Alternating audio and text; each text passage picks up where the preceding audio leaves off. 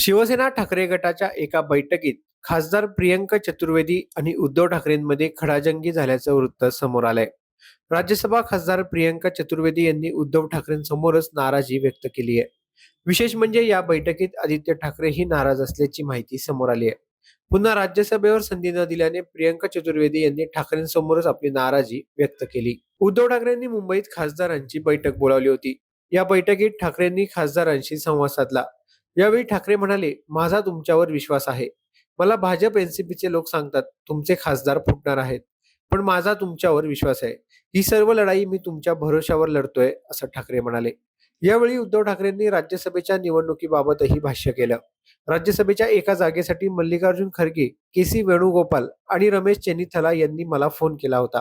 काँग्रेसच्या म्हणण्यानुसार विरोधी पक्षनेते पदाच्या संख्येसाठी ही जागा काँग्रेसला द्या, असं काँग्रेस नेते म्हणत होते. यावर मी त्यांना तुम्ही राष्ट्रवादी काँग्रेसशी बोला, आमच्या खांद्यावर बंदूक ठेवून काय होणार, असं म्हणालो. हा सर्व घटनाक्रम सांगत असतानाच आपण शिवसेना आणि राष्ट्रवादी काँग्रेसमधील संभाव्य वाद कसा टाळला याची माहिती ठाकरे देत होते.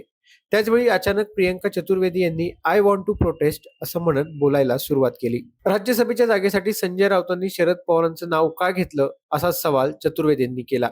या बैठकीत वातावरण गंभीर झालं. यावेळी ठाकरेंनी संजय राऊतांची बाजू घेत म्हणून काय झालं, पक्षप्रमुख मी आहे, मीच अंतिम निर्णय घेतो, असं उत्तर दिलं.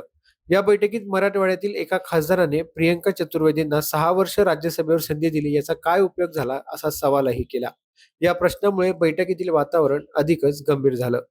दुसरीकडे काही दिवसांपूर्वीच उपमुख्यमंत्री एकनाथ शिंदे हे दिल्ली दौऱ्यावर होते.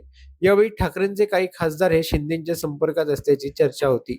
नुकत्याच झालेल्या स्थानिक निवडणुकीत ठाकरेंनी मुंबई वगळता महाराष्ट्रातील इतर जिल्ह्यांकडे दुर्लक्ष केल्याने ठाकरेंच्या खासदारांमध्ये नाराजी होती.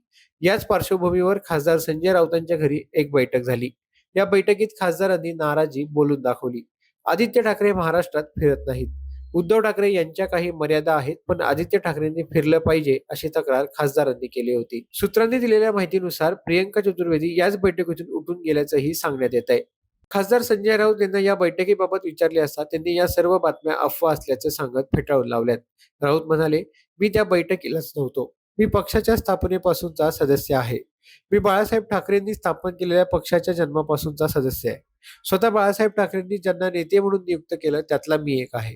उद्धव ठाकरे आणि माझं काय नातं आहे हे सर्वांना माहिती आहे. त्यामुळे अशा गोष्टींवर विचार करून जर कोणी काम करू लागलो तर पक्ष उभा राहिला नसता, वाढला नसता. पण असं काही घडलेले नाही. अशा प्रकारच्या अफवा पसरवल्या जात आहेत, असं राऊत म्हणाले.